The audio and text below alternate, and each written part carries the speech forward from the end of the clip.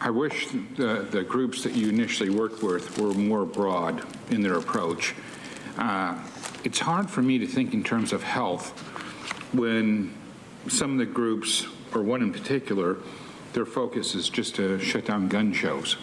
I'm not sure what that, to me, the direction I'd love to see is working with veterans groups, because we know that veterans among all groups suffer the most suicides. And getting to the crux, whether the person uses any kind of weapon, whether it's a gun or a knife or however, I think that we really need to think in terms of the violence overall and how we can help those folks from it. I mean, the two top categories are criminal activity and suicide.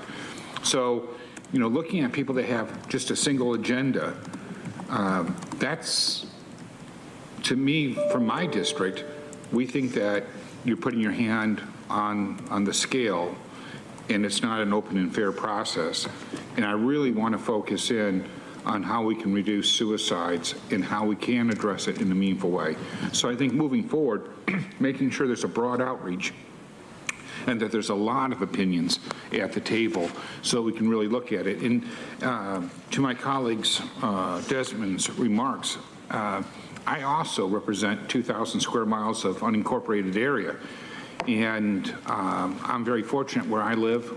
The sheriffs are very quick to respond, but that's not true for all areas of my district. And people move there knowing that, and they're not upset with it, but they also, that pistol they have, that shotgun they have, isn't there because they don't need it. That's their form of protection.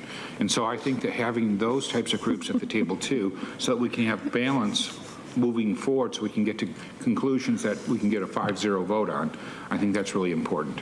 Thank you.